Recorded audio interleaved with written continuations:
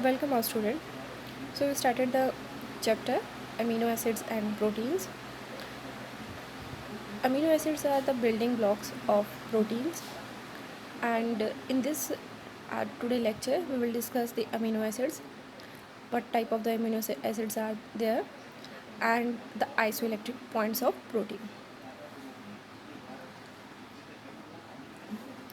So the amino acid, this is the basic structure of amino acids, in which the central carbon C, known as alpha carbon atom, is one sided attached to the carboxylic group, and another side it is attached to the amino group. And C also contain one side hydrogen and another side R. This R is different for different type of amino acids. We know that there are 20 type of general amino acids. So then these 20 amino acids differ from each other by this R group. Okay, but at the physiological pH, what happen means the pH at which our body works. At this pH, this NH2 group does not remain as the NH2, but it is take up the proton from the carboxylic group and become as the NH positive, and the carboxylic group lose its proton and become C double bond O negative. So the same structure contain both positive charge and negative charge. So overall, the electrical charge that comes out to be zero, because one side that nitrogen is positively charged and the carboxylic group is negatively charged. So overall, the molecule is neutral. So such type of the that structure where the both positive and negative charge is present in the same compound, they are called the zwitterionic form. So at physiological pH, carboxylic group can't be that hold the proton. So at the NH group is not lose the proton, it will take up the proton. So generally all the amino acid will exist in this form in the physiological pH. So again we continue with the amino acid, and here we will see that R is replaced with the hydrogen in the case of glycine, and R is replaced with the CH3 group in the case of alanine. So glycine is the only one amino acid which is achiral, or that means it does not consist any kind of the chirality, because the carbon is attached to the hydrogen and two group hydrogen becomes same here. But for the rest of the amino acids, this alpha carbon atom is chiral, because the chain going on to be changed, and that one of the group, that's either it is CH3 or different group, so they make the C alpha carbon atom as a chiral. So these are the polar amino acid. See, the side chain is CH2OH in the case of serine, and in the case of threonine it is CHOH. So they are containing some sort of the that is the heteroatom, which gives the polarity to the side chain. So from here to here we see that from serine, threonine, tyrosine, cysteine, asparagine, glutamine, all these belong to the polar amino acids. Okay, means the separation of the chiral line, they can involve in hydrogen bonding. Okay, so such type of the amino acid, they are known as the polar amino acid. So next is the less polar. See, these are the phenylalanine, methionine, proline, tryptophan. They are the less polar. They does not involved in the formation of hydrogen bonding, but the above one involved in the formation of hydrogen bonding, and this hydrogen bonding is very important during the determination of the secondary structure of the protein. When these groups are there, they participate in the formation of hydrogen bonding, as well as if these groups are present. In the case of globular protein, they will try to remain on the surface of the protein to interact with the solvent, but for the lipid protein, they have to be buried inside the protein, because in the lipid bilayer, the outside is the fatty acids and these are the polar, so they does not have to remain on the surface. Now next type of the, so these are the non-polar one. Okay, so because they do not contain any kind of the heteroatom, or they do not have, they only containing the carbon chains, so these are totally non-polar and does not have any type of interaction. In the case of globular protein, they will remain buried inside the protein, because outer surface is containing water, so they have hydrophobicity for the water. So during the folding of the protein, they will remain inside the protein. And the next is the polar basic amino acid. See, what we want to say here, polar, because they're containing some charge over them. Okay, so these charge can participate in the ionic interaction. Okay, so these are the histine, lysine, arginine, and the polar acidic amino acids are aspartic acid and glutamic acid.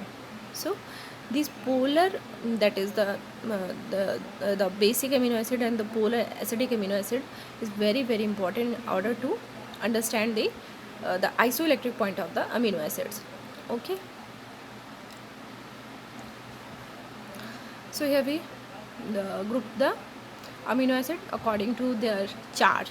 Okay, the side chain, how they charge they contain, exactly we have discussed previously how the charge gained by the amino acid depending upon the side chain, what type of the group they are containing, and we come to know that aspartic acid, glutamic acid are negatively charged, arginine, lysine and histidine are positively charged.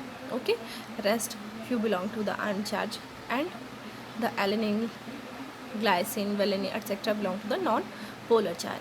So during the determination of isoelectric point, we have to be very very means peculiar about the groups, like these are the charged, okay, the charged side chain, because they can change the isoelectric point of the given peptide chain. So if these groups are present in the peptide chain, we have to consider them during the determination of isoelectric point. Okay, so this is about the histidine. So histidine basically one of the very important amino acids, participate in many kind of the enzyme catalyzed reaction, and it is very active amino acid during the various type of that is the various type of physiological reaction, physiological activities inside the body.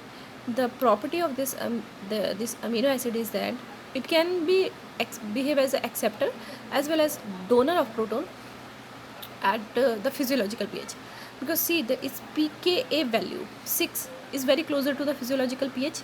So what happen, it can at work as a donor of proton or acceptor of proton at the pH of human body.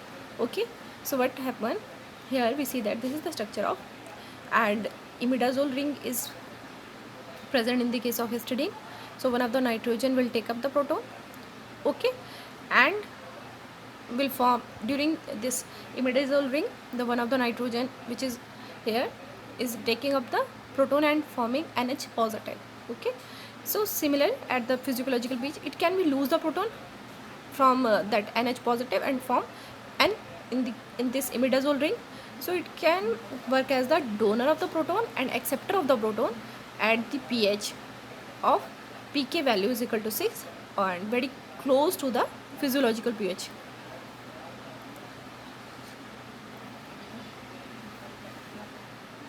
So isoelectric point.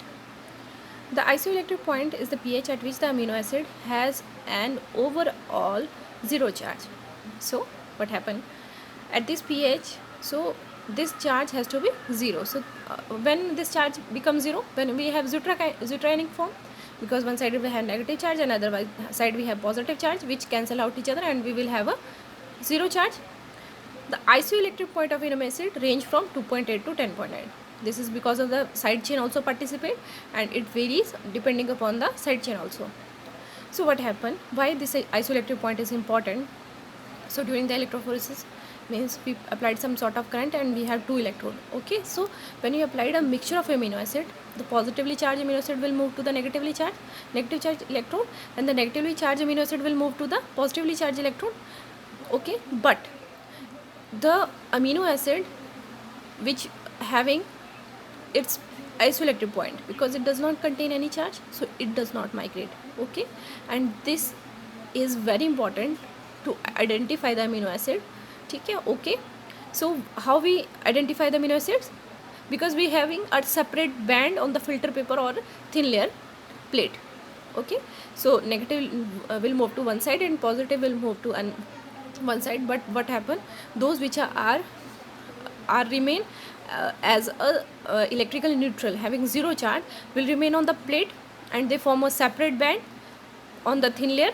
So according to which these amino acids are get separated on the plate.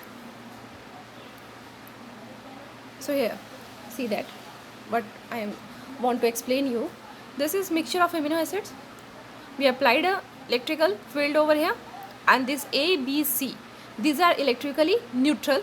They get separated but does not absorbed by the electrode because they do not contain any charge. Okay, so this is how the electrical point, that isoelectric point is very important for the isolation or the separation of the amino acid. So here, how we can find out the what is the exact isoelectric point of one particular amino acid is. So what happened? So this is, suppose that we are varying the pH against the that is the basic concentration. Okay, we have taken the amino that particular amino acid, suppose in acidic form, and the pH is very low. Suppose it is very close to the 1.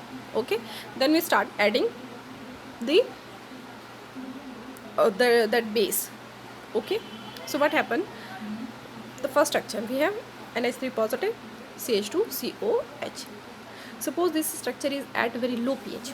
Okay, this can only be possible at very low pH when both the group NH3 is also having proton and COH also having the proton. Okay, so at the first pK1 value, the COH group will lose its proton, and it has to be very closer to 2.3 or 4 something, because of the reason that this side chain will lose its proton at this pK value. Okay, so first of all this will lose proton. Okay, now since this pK value of that NH3 positive is greater, it is round about 9, so it does not lose the proton over here, it will contain the proton. Okay, at the pH 2.3, 4, 5, 6 it will contain the proton and we have to add more and more base. Okay, to increase the pH. So going on to we increase the pH. Okay, we are continuously adding the OH and we get a pK2 value where this NH3 positive also lose the proton and form NH2. So we have two shift over here. One is at pK1 value where the COO negative group the COH lose the proton, and the pK2 value where NH3 positive lose the proton. Okay, so overall we will get a NH2CH2CO negative. Okay, so now we have to calculate the isoelectric point. So first of all we will have to find out the zwitteric ionic form. So here in the 3 structure, the middle one, see that it is containing NH3 positive, CH2, COO negative. Okay, so one side is the positive and another side is negative. Overall charge comes out to be 0. So this one is the zwitteric ionic form. So the pH, this is the zwitteric ionic form, and so we have to find out the isoelectric point. So what is the isoelectric point? Is going from a structure of +1 to 0 to -1. Okay, so going through +1 to -1 through 0. So whatsoever is the pK value, we have to add them and divided by 2. That is the PI value for this glycine. So what we do, we add up 2.3 plus 9.0 and divide it by 2, and we will get 5.97. This is the PI value for the glycine. Okay, similarly we discuss for the glutamate. So first of all, this is the structure of glutamate. So the pK1 value, what will going to be happen to this side? See, the upper structure COOH group, that is the group which is that is attached to the alpha carbon atom. So this one going to be lose the first proton. Yeah, see, so at pK1 value it is going to be lose the proton. Second one again pKr value. So the R chain, that is the lower side chain, it has to be lose the proton. It's okay, its pK value comes out to be 4.25, is it? So this side chain going to be lose the proton. Now again, because this group having its pK value is greater, so we have to increase the that pH. We go on adding the base, and the last of all at pK2 value, this side chain NH2 group also lose the proton. Okay, so see, now we have to find out where the zwitteric ionic form is there. Okay, so first structure is containing positive charge. Here we go at the second structure. We have here we have NH3 positive and CO negative, no other charges there. So this is zwitteric ionic form. Second one is the zwitteric ionic form, and third one is R. So minus charge is over here. So going through +1 to -1. Okay, through 0. This one is there, so we have to add up pK1 plus pKr divided by 2 to get the pi value. Okay, so here in the case of this is the first structure belong to the glycine. Here the pi value is 2.35 plus 9.78 divided by 2, which is comes out to be 6.1. In the case of glutamic acid, which we discussed previously, so we have 2.10 plus 4.07 divided by 2, roundabout comes out to be 3.1 exactly. Okay, so here the next one is the lysine. The side chain having the pKa value 10.79, pKa value 9.18, 2.16. Okay, so we have to see where this charge comes out to be. So we have to go from the +1 to -1 through 0. So this comes out to be between these two values of 9.18 plus 10.79 divides by 2. So its pi value comes up to be 10.1. Like we draw the various structure of glycine and glutamate. Similarly, we can draw the structure of lysine, and we will having the pi value when the structure having the charge going from +1 to -1 through 0. This value has to be come between the Pa value 9.1 and pKa value between 10.79. okay, that's why the Pi is dividing these two value by 2. So this is all about the isoelectric point and the side chain of amino acids. We'll continue our discussion on the protein and the various structures of the protein in the next lecture. Thank you so much.